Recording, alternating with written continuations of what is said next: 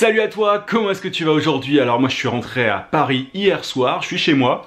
Je vais te parler aujourd'hui d'un sujet qui va sans doute t'intéresser. En tant que freelance, on a souvent énormément de choses à faire. Je te parlais de slashing hier, mais tu dois prospecter, tu vas avoir des rendez-vous physiques, tu vas avoir des rendez-vous téléphoniques, tu vas devoir bosser aussi à un moment pour tel ou tel client, bref. Et au final, on se disperse pas mal et en plus, bah forcément, tu as Facebook, tu as Instagram et tout, donc tu te laisses vachement distraire et tu es beaucoup moins productif que tu pourrais l'être. Alors aujourd'hui, je vais te parler de plusieurs techniques, si on peut appeler ça des techniques, je pense qu'on peut, pour être plus productif, pour doubler vraiment ta productivité quand tu es freelance. Alors, déjà, il y a un truc que moi je connais depuis un petit temps mais que j'appliquais pas forcément avant, c'est la technique de Pomodoro qui a été créée dans les années 80 par Francesco Cirillo, je crois, j'écrirai sur l'écran si je me trompe, mais je pense que c'est ça.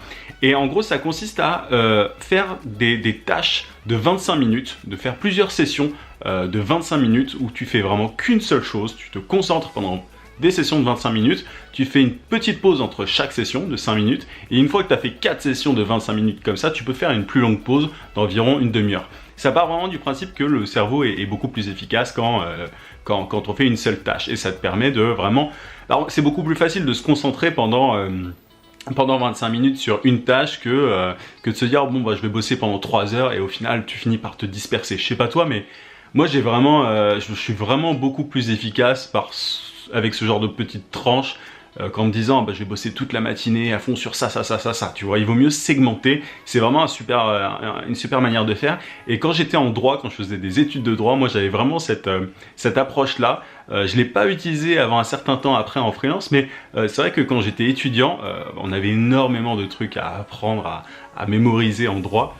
Et c'était vraiment un truc que je faisais, je me disais de telle demi-heure à telle demi-heure, je fais ceci, cela et machin. Et au final, j'organisais super bien mes journées, j'étais ultra productif, surtout que dans certains cas parfois il fallait apprendre je sais pas 200 pages en 2 jours ou ce genre de truc, donc c'était le seul moyen d'y arriver et c'est quelque chose que tu peux évidemment totalement appliqué quand tu es freelance, et il faut absolument appliquer ça je pense, parce que sinon moi je le voyais quand on était en open space en agence de pub, tu as les graphistes notamment, tous ceux qui bossent sur les ordis au final, qui vont faire un petit tour sur Facebook, etc.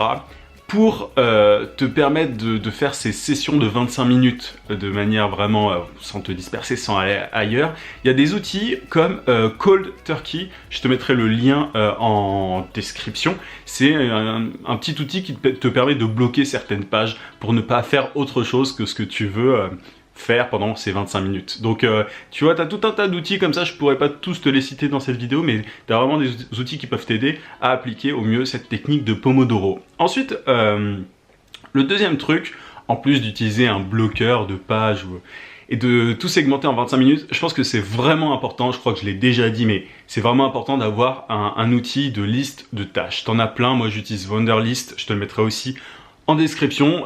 T'as Todoist aussi, il y en a énormément, donc c'est vraiment comme tu préfères, mais c'est vraiment important de le faire.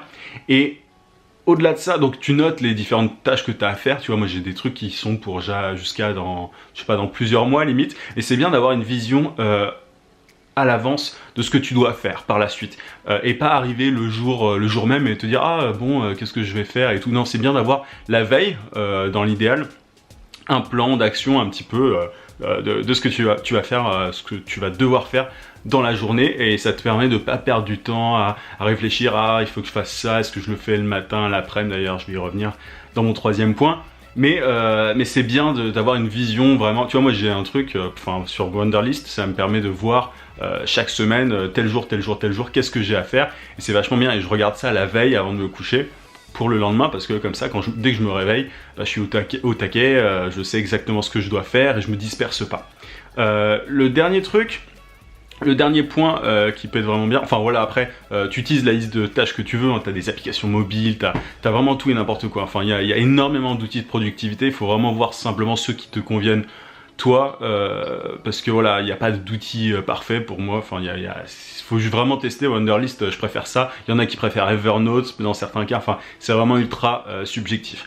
Dans mon troisième point, qu'est-ce que je voulais te dire? Ah oui, il faut que tu comment dire, alors on a parlé de segmentation, mais il faut aussi que tu regroupes les tâches en fonction de leur catégorie. Alors pour être plus clair, tu vois, moi je l'ai déjà dit aussi dans une autre vidéo, je crois, mais le matin, je suis 10 fois plus créatif que l'après-midi. Je suis vraiment plus créatif le matin que l'après-midi. Même en agence de pub, je me rendais bien compte, j'étais beaucoup plus créatif, je trouvais des idées beaucoup plus facilement quand j'arrivais au boulot le matin, plutôt que l'après-midi. L'après-midi, j'étais un peu mort. Et du coup, ce que je fais aujourd'hui, c'est que je me lève pas très tard. Faut que je fasse encore des progrès là-dessus, mais je me lève pas très tard. Et tout ce qui est créatif, tout ce qui consiste à chercher des idées, notamment, tu vois, pour les publications sur les réseaux sociaux de mes clients, etc., je le fais le matin. Si je le faisais l'après-midi, je prendrais beaucoup plus de temps que le matin. Le matin, c'est ultra rapide, il y a certains trucs que je fais vraiment en un quart d'heure, parce que ça va vite, quoi. Mon cerveau, il tourne beaucoup mieux le matin en me réveillant que l'après-midi ou le soir. Toi, ça peut être différent, peut-être que tu travailles beaucoup mieux le soir, dans ce cas-là, adapte ça. Mais il faut vraiment penser aux différentes catégories de tâches, tu vois, tout ce qui est administratif, la prospection, tout ce qui est travail créatif, etc. Range ces différentes tâches à différents moments de la journée. Et ne change pas, tu vois. Enfin, s'il y a un truc qui marche bien pour toi le matin, commence pas à le faire l'après-midi. Enfin, tu peux tester, mais au début, quand il y a un truc qui marche, tiens-toi-y, parce que, c'est honnêtement, il y a peu de gens qui sont aussi, par exemple, créatifs le matin, le soir que l'après-midi. On a tous des moments idéaux pour ça, et donc il faut que tu vois. Moi, par exemple, donc je commence par des tâches créatives. Ensuite, je termine la matinée avec de la prospection, quand j'ai besoin de faire de la prospection, de temps en temps j'envoie quelques messages sur LinkedIn par exemple, et puis l'après-midi c'est YouTube, tu me diras, c'est aussi un travail créatif, mais c'est que l'après-midi, je le fais rarement le matin. Je le fais de temps en temps, mais il faut pas que je le fasse trop parce que je suis meilleur l'après-midi pour YouTube notamment, parce que je suis un peu plus tranquille par rapport au reste du travail. Bref, c'est ultra personnel, tu vois, mais il faut vraiment se tenir et se créer une routine. J'ai déjà parlé de routine aussi. Et voilà, la paperasse, etc. Tout ce que je le fais en fin de journée, c'est bien mieux pour moi, c'est comme ça que je m'y retrouve le mieux. Mais du coup, voilà, donc tu as la technique de Pomodoro qui consiste à segmenter les choses en plein de petites tâches. La deuxième, c'est avoir un outil de liste de tâches pour bien t'organiser. Et enfin, segmenter, enfin regrouper les différentes catégories de travaux. Je te mettrai d'autres liens d'outils si je retrouve ça dans la description, mais il y a vraiment plein de trucs. Il y a des applis pour mobile aussi, tu vois. Je crois que j'en avais déjà parlé aussi, mais il me semble. Mais tu as notamment l'application Habits qui te permet d'instaurer en fait des habitudes dans ton quotidien. Les habitudes, c'est vraiment bien quand tu es freelance. Souvent, on se dit ouais, freelance, c'est bien, je vais pouvoir faire ce que je veux quand je veux et tout. Et alors, on fait ça au début.